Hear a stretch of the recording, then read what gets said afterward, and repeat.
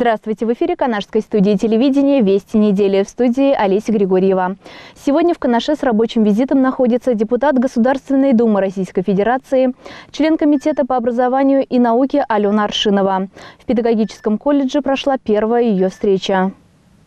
Открытый урок, проводимый Аленой Аршиновой, посвящен Дню российского парламентаризма. Депутат доступно объяснила, что такое парламентарная работа, на чем основывается и чем сложна. Деятельность депутата связана прежде всего с образованием. Поэтому в интересах учащихся детей дошкольного возраста выступает как на федеральном, так и региональном уровнях. Объем полученных сегодня знаний огромен. Это и история, культура, политика. Алена Игоревна, как и многие депутаты, озадачена тем, что происходит в интернете. Это игры, которые приводят к гибели детей, запрещенные сайты экстремистской и террористической направленности. Ведется активная работа по устранению подобных сайтов. Все в интернете. Это не какой-то мир, который существует где-то параллельно. Да, интернет – жизнь. Нет, это все уже вместе. Мы все там. Социально незащищенные дети, дети подросткового возраста чаще всего становятся жертвами злоумышленников. Говорилось о включенности граждан, об их участии в жизни других людей, города, школы, детского сада. Ребята активно включались в разговор, задавая вопросы мирового масштаба. Владислава интересует, какова террористическая обстановка в стране. Война террористическая против России идет давно, уже очень много лет. По количеству жертв и количеству терактов, к сожалению, Россия на первом месте, но она его делит вместе с США. И вы знаете, что у нас есть несколько проблемных зон по периметру, у нас страна очень большая. К сожалению, этим очень часто пользуются. Такие очаги происходят не сами собой. Они создаются на периферии, в подбрюшье у России. Да? Есть несколько таких мест, собственно, и запрещенная организация ИГИЛ образовалась не где-нибудь, а прям недалеко от нашего Северного Кавказа. Такая зона нестабильности, скажем так. Бороться с этим сложно, но можно, если каждый из нас проявит бдительность и участность. Столь непростые вопросы в день праздника казались несовместимыми, но ребята слушали с большим интересом и принимали активное участие в обсуждении проблем и задач. Здесь собрались лучшие из лучших. Алена Аршинова наградила учащихся и студентов благодарственными письмами за активную гражданскую позицию. На встрече с Аленой Игоревной я бываю уже не в первый раз и не перестаю удивляться ее открытости, эмоциональности, то, как она умеет общаться с публикой и, как говорит, о наболевших вопросах. Я получила грамоту за активное участие в жизни города и очень рада, что именно Алена Игоревна вручила мне ее. Владислав Сафронов отметил значимость открытого урока. Встреча была очень плодотворная, и интерес в глазах у ребят был заметен очень сильно. Но это говорит о том, что уровни власти, хотя они федеральные, они всегда рядом с нами. Они не на небесах живут, а именно интересуются нашей жизнью. И, естественно, стараются, чтобы решать наши проблемы. И я думаю, что эти встречи у нас будут они почаще. Я очень удовлетворен, что сегодня в рамках парламентской недели встреча Аршиновой проходит в Канаше. В интервью с нами депутат Госдумы выразила гордость за канашских детей, за их целеустремленность и уверенность в будущем. Мне говорили, что вся молодежь города Канаш такая активная, интересующаяся, профессионально уже подходящая к участию в гражданском обществе. Это чувствовалось по вопросам этой аудитории. Поэтому мне было очень с ними интересно, и я понимаю, что наше будущее в надежных руках, потому что они уже сегодня включаются в работу, задают вопросы очень профессионально, их волнуют вопросы безопасности, образования. И, конечно, к сожалению, мало времени на нашу встречу, чтобы каждый смог задать эти вопросы. Но мы договорились увидеться в социальных сетях, поэтому сегодня наше общение абсолютно доступно. Всегда в любое время суток можно написать. Я веду социальные страницы лично, отвечаю на вопросы лично.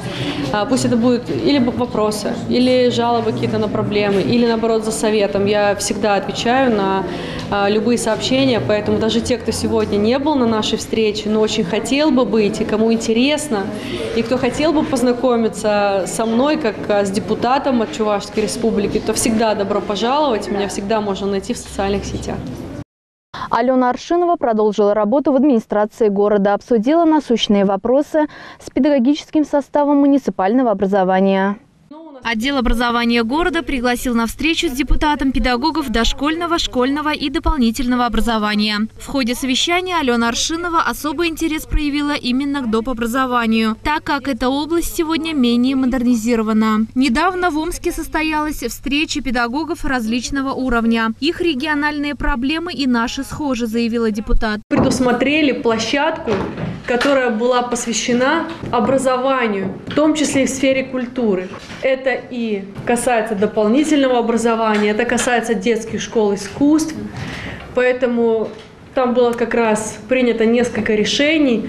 Я отвечала за эту площадку, готовили мы ее заранее. А поскольку у меня в Чувашии часто были встречи с педагогами разных уровней и с педагогами дополнительного образования тоже, то те проблемы, которые передо мной ставили педагоги доп. Образования, мы там озвучили. Мы о чем просили наше правительство, потому что там был Дмитрий Анатольевич Медведев. Мы заранее прорабатывали все проблемы. Еще до форума уже было нам понятно, кто что озвучил. Мы собрали как раз и от АМИЧей постановку проблем. Имеется возможность предусмотреть модернизацию и оснащение школ искусств, музыки. Субсидии на закупку музыкальных инструментов для наших детских школ искусств, потому что невозможно за муниципальные, региональные деньги это закупать, просто потому что денег этих нет. И, конечно, мы для начала на всю страну мы просили больше 6 миллиардов рублей, но нам сказали так, давайте начнем с 600 миллионов. То есть в ближайшее время будет субсидия за закупку музыкальных инструментов, потому что, как мне было сказано, и то, что видела я, это очень изношенные инструменты. Что-то закупалось еще в 70-х годах. Во-первых, еще и мало самих музыкальных инструментов. Поэтому, конечно, этот вопрос уже мы начинаем решать. Еще один вопрос, который задают – возможность досрочного выхода на пенсию педагогов доп. Образования наряду с учителями. Очень важно в том числе и вспомнить один из самых важных вопросов, которые подчеркивают обычно педагоги доп. Образования на встречах, когда я прихожу. Это возможность возврата права на досрочный выход на пенсию. Это то, что забрали. И если сравнивать возможности педагогов, например, школьных, с возможностью педагогов дополнительного образования, то разница есть. И мы как раз выступили с тем, что ведь одинаково люди воспитывают, занимаются, обучают детей. А почему-то есть несправедливость, которую нужно посмотреть, раз в чем проблема, почему так получилось. Остро обсуждалась проблема низкой заработной платы, подготовки детей к единому госэкзамену, строительства новых школ и детских садов. Сделано много, но предстоит еще больше. Олеся Григорьева, Евгений Назаров. Вести недели. 26 апреля ежегодно отмечается День памяти жертв Чернобыльской аварии. Около 600 тысяч человек было мобилизовано для остановки радиационного загрязнения. Более 40 человек из числа жителей города Канаша участвовали в ликвидации. В 31-ю годовщину трагедии со многими из них встретилась наш корреспондент Ирина Константинова.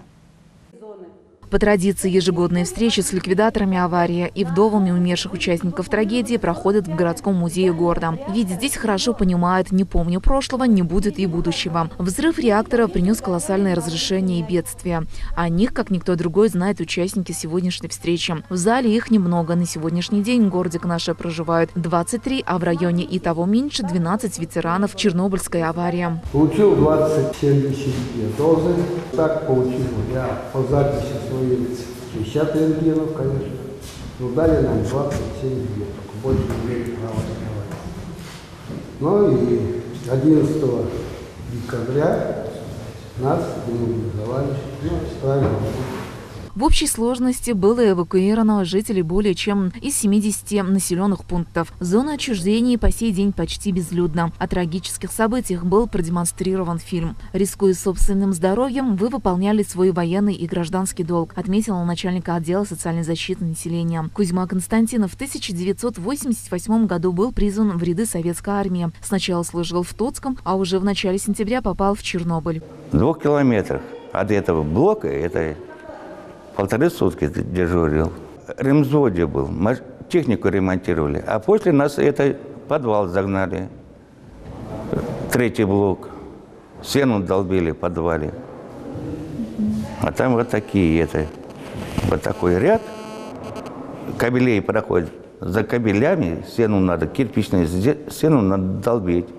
Вот где-то сантиметров 5. В Канашском краеведческом музее работает стенд, посвященный участникам ликвидации. Катастрофа – это и, к сожалению, суровый урок. Детские болезни, мутации, лучевая болезнь – это то, с чем пришлось столкнуться государству даже по прошествии многих лет. Основным поражающим фактором стало радиационное заражение. Выражая всю признательность, руководитель Центра социального обслуживания населения отметила, что в их центре готовы оказать всю посильную помощь ветеранам Чернобыля. Ирина Константинова, Евгений Назаров. Вести недели.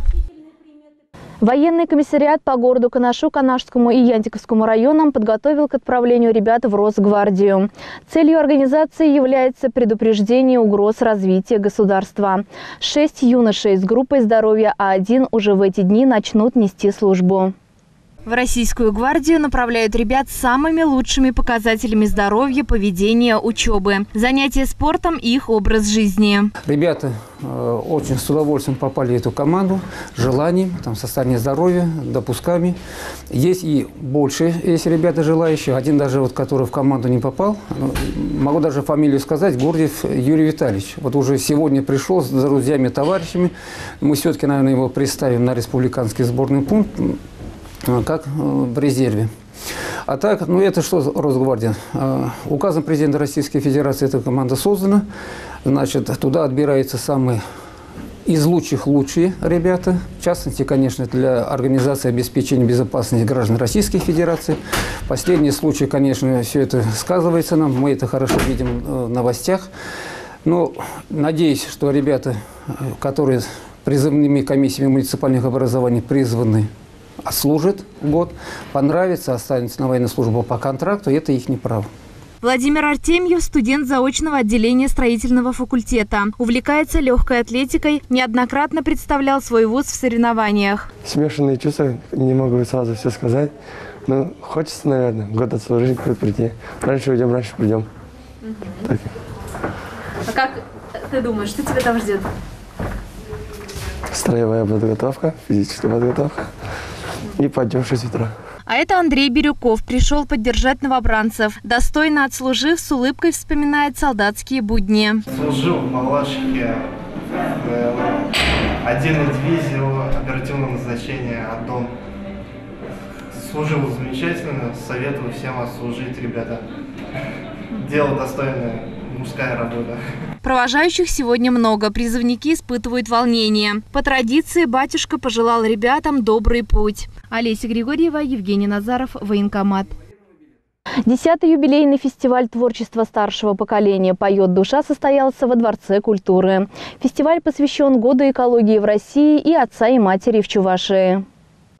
На сцену сегодня вышли представители города Канаша, Канашского и Янтиковского районов. Песня «Лучшее лекарство для души». Люди старшего поколения активно участвуют в творческой жизни города, возглавляют хоровые ансамбли, посещают репетиции. Ольга Петрова, начальник отделения пенсионного фонда, ежедневно встречается с людьми старшего поколения в силу своей деятельности, интересуется их жизнью и здоровьем. Самым активным – почетные грамоты и благодарственные письма. Эти люди всю свою жизнь достойно работали на благо республики, и сегодня они с активной жизненной позицией развивают культуру нашего города. Олеся Григорьева, Евгений Назаров, Дворец культуры. В целях улучшения благоустройства, санитарного и экологического состояния города 29 апреля состоится Всероссийский экологический субботник «Зеленая Россия». Приглашаем всех жителей принять активное участие в субботнике. На этом наш выпуск завершен. Удачной вам недели. До свидания.